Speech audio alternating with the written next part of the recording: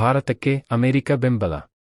ಭಯೋತ್ಪಾದನೆಯ ವಿರುದ್ಧದ ಹೋರಾಟ ಮತ್ತು ಭಾರತದ ಸ್ವರಕ್ಷಣೆಯ ಹಕ್ಕನ್ನು ಬೆಂಬಲಿಸುವುದಾಗಿ ಅಮೆರಿಕ ಗುರುವಾರ ಹೇಳಿದೆ. ಅಮೆರಿಕದ ರಕ್ಷಣಾ ಕಾರ್ಯದರ್ಶಿ ಪೀಟ್ ಹೆಗ್ಸೆತ್ ಅವರು ರಕ್ಷಣಾ ಸಚಿವ ರಾಜನಾಥ ಸಿಂಗ್ ಅವರಿಗೆ ಕರೆ ಮಾಡಿ ಮಾತನಾಡಿದ್ದು, ಭಾರತಕ್ಕೆ ತಮ್ಮ ದೇಶದ ಬೆಂಬಲ ಸೂಚಿಸಿದ್ದಾರೆ.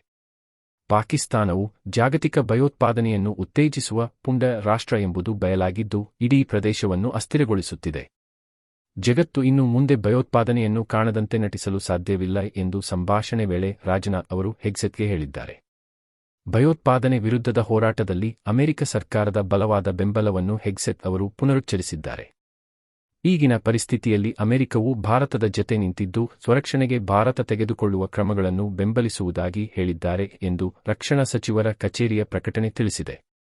ಭಯೋತ್ಪಾದಕ ಸಂಘಟನೆಗಳಿಗೆ ಬೆಂಬಲ, ಹಣಕಾಸಿನ ನೆರವು ಮತ್ತು ಉಗ್ರರಿಗೆ ತರಬೇತಿ ನೀಡುವ ಸುದೀರ್ಘ ಇತಿಹಾಸವನ್ನು ಪಾಕಿಸ್ತಾನ ಹೊಂದಿದೆ. ಪಹಲ್ಗಾಮ್ ಘಟನೆಯನ್ನು ಜಾಗತಿಕ ಸಮುದಾಯವು ಖಂಡಿಸುವುದು ಅಗತ್ಯ ಎಂದು ರಾಜನಾಥ ಅವರು ಹೆಗ್ಸೆತ್ಗೆ ತಿಳಿಸಿದ್ದಾರೆ. ಬಿಹಾರ ಚುನಾವಣೆಗಾಗಿ ಜಾತಿಗಣತಿ %50 ನಿರ್ಬಂಧ ತೆಗೆಯಿರಿ. ಸಿದ್ದರಾಮಯ್ಯ. ಬಿಹಾರದ ವಿಧಾನಸಭಾ ಚುನಾವಣೆಯನ್ನು ಗಮನದಲ್ಲಿಟ್ಟುಕೊಂಡು ಕೇಂದ್ರ ಸರ್ಕಾರ ಜಾತಿ ಜನಗಣತಿಗೆ ಮುಂದಾಗಿದೆ ಎಂದು ಮುಖ್ಯಮಂತ್ರಿ ಸಿದ್ದರಾಮಯ್ಯ ದೂರಿದರು.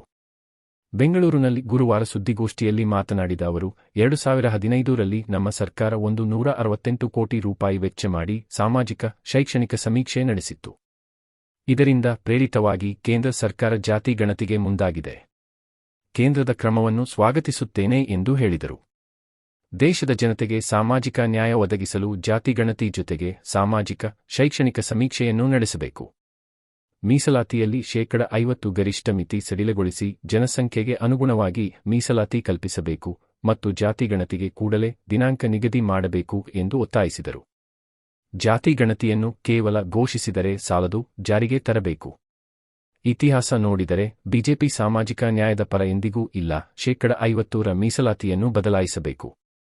ಖಾಸಗಿ ಶಿಕ್ಷಣ ಸಂಸ್ಥೆಗಳಲ್ಲಿ ಸಂವಿಧಾನದ 15ನೇ ವಿಧಿ ಕಲಂ 5ರಂತೆ ಮೀಸಲಾತಿ ಕೊಡಬೇಕು ಎಂದು ರಾಹುಲ್ ಗಾಂಧಿ ಒತ್ತಾಯಿಸಿದ್ದಾರೆ. ಕೇಂದ್ರ ಸರ್ಕಾರ ಇದನ್ನು ಪರಿಗಣಿಸಬೇಕು ಎಂದು ಆಗ್ರಹಿಸಿದರು. Yesterday,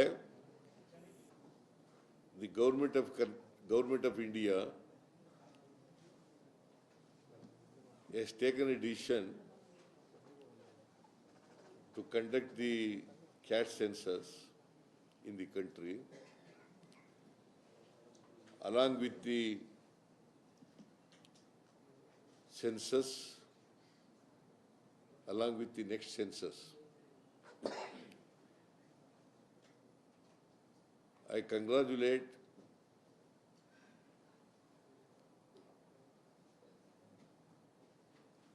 Sri Rahul Gandhi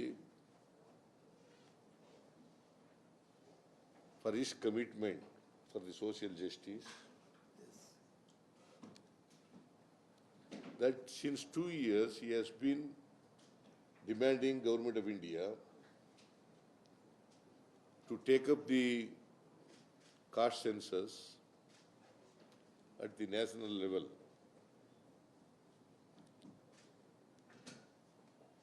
He is also instrumental to include in the manifesto of Congress party. ಮಂಗಳೂರಲ್ಲಿ ರೌಡಿ ಶೀಟರ್ ಸುಹಾಸ್ ಶೆಟ್ಟಿ ಹತ್ಯೆ. ಮೇ 6ರವರೆಗೆ ನಿಷೇಧಾಜ್ಞೆ ಜಾರಿ. ಮಂಗಳೂರಿನ ಬಜಪೆಯ ಕಿನ್ನಿಪದವಿನಲ್ಲಿ ಹಿಂದೂ ಕಾರ್ಯಕರ್ತ ರೌಡಿ ಶೀಟರ್ ಸುಹಾಸ್ ಶೆಟ್ಟಿ ಹತ್ಯೆಯ ಬೆನ್ನಲ್ಲೇ ಕಮಿಷನರೇಟ್ ವ್ಯಾಪ್ತಿಯಲ್ಲಿ ಮೇ 2ರಿಂದ 6ರವರೆಗೆ ನಿಷೇಧಾಜ್ಞೆ ಜಾರಿಗೊಳಿಸಿ ಪೊಲೀಸ್ ಕಮಿಷನರ್ ಅನುಪಮ್ ಅಗ್ರವಾಲ್ ಅವರು ಶುಕ್ರವಾರ ಆದೇಶ ಮಾಡಿದ್ದಾರೆ. ಸುಹಾಸ್ ಶೆಟ್ಟಿ ಹತ್ಯೆ ಬಳಿಕ ಪ್ರಕ್ಷುಬ್ಧ ವಾತಾವರಣ ನಿರ್ಮಾಣವಾಗಿದ್ದು, ನಗರದ ಪರಿಸ್ಥಿತಿ ಬೂದಿ ಮುಚ್ಚಿದ ಕೆಂಡದಂತಿದೆ. ಸಾರ್ವಜನಿಕ ಶಾಂತಿ ಮತ್ತು ಕಾನೂನು ಸುವ್ಯವಸ್ಥೆಗೆ ಧಕ್ಕೆ ಉಂಟಾಗುವ ಸಾಧ್ಯತೆಗಳು ಜಾಸ್ತಿಯಾಗಿವೆ. ಹಾಗಾಗಿ ಕಮಿಷನರೇಟ್ ವ್ಯಾಪ್ತಿಯಲ್ಲಿ ಶಾಂತಿ ಮತ್ತು ಕಾನೂನು ಸುವ್ಯವಸ್ಥೆ ಕಾಪಾಡಲು ಭಾರತೀಯ ನ್ಯಾಯ ಸುರಕ್ಷಾ ಸಂಹಿತೆಯ ಸೆಕ್ಷನ್ 163ರ ಪ್ರಕಾರ ಇದೇ 2ರ ಬೆಳಿಗ್ಗೆ 6ರಿಂದ ಇದೇ 6ರಂದು ಬೆಳಿಗ್ಗೆ 6 ಗಂಟೆವರೆಗೆ ನಿಷೇಧಾಜ್ಞೆ ಜಾರಿಗೊಳಿಸುವಂತೆ ಕಮಿಷನರೇಟ್ನ ನಗರ ವಿಶೇಷ ಗುಪ್ತವಾರ್ತೆ ವಿಭಾಗದ ಇನ್ಸ್ಪೆಕ್ಟರ್ ವರದಿ ನೀಡಿದ್ದು, ಆ ಪ್ರಕಾರ ನಿಷೇಧಾಜ್ಞೆ ಜಾರಿಗೊಳಿಸಲಾಗಿದೆ ಎಂದು ಪೊಲೀಸ್ ಕಮಿಷನರ್ ಅವರು ಆದೇಶದಲ್ಲಿ ತಿಳಿಸಿದ್ದಾರೆ. ನಿಲ್ಲಿಸಿ ನಮಾಜ್ ಮಾಡಿದ ಚಾಲಕ ಅಮಾನತು. ಹಾವೇರಿ ಜಿಲ್ಲೆಯ ಹಾನಗಲ್ನಿಂದ ವಿಶಾಲಗಡಕ್ಕೆ ಹೊರಟಿದ್ದ ಬಸ್ಸನ್ನು ಮಾರ್ಗಮಧ್ಯೆಯೇ ನಿಲ್ಲಿಸಿ ಪ್ರಯಾಣಿಕರ ಆಸನದಲ್ಲಿ ಕುಳಿತು ನಮಾಜ್ ಮಾಡಿ ಕರ್ತವ್ಯ ಲೋಪ ಎಸಗಿದ್ದ ಆರೋಪದಡಿ ಚಾಲಕ ಎ.ಆರ್. ಮುಲ್ಲಾ ಅವರನ್ನು ಸೇವೆಯಿಂದ ಅಮಾನತು ಮಾಡಲಾಗಿದೆ. ವಾಯುವ್ಯ ಕರ್ನಾಟಕ ರಸ್ತೆ ಸಾರಿಗೆ ಸಂಸ್ಥೆಯ ಹಾನಗಲ್ ಡಿಪೋದ ಚಾಲಕ ಮುಲ್ಲಾ ಅವರು ಬಸ್ನಲ್ಲಿ ನಮಾಜ್ ಮಾಡಿದ್ದ ದೃಶ್ಯದ ವಿಡಿಯೋ ಸಾಮಾಜಿಕ ಮಾಧ್ಯಮಗಳಲ್ಲಿ ಹರಿದಾಡಿತ್ತು.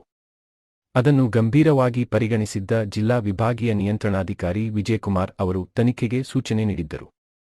ತನಿಖೆ ನಡೆಸಿದ್ದ ಭದ್ರತಾ ವಿಭಾಗದ ಅಧಿಕಾರಿಗಳು ಪ್ರಾಥಮಿಕ ವರದಿ ನೀಡಿದ್ದಾರೆ. ಅದನ್ನು ಆಧರಿಸಿ ಚಾಲಕ ಮುಲ್ಲಾ ಅವರನ್ನು ಸೇವೆಯಿಂದ ಅಮಾನತು ಮಾಡಿ ನಿಯಂತ್ರಣಾಧಿಕಾರಿ ಅವರು ಆದೇಶ ಹೊರಡಿಸಿದ್ದಾರೆ.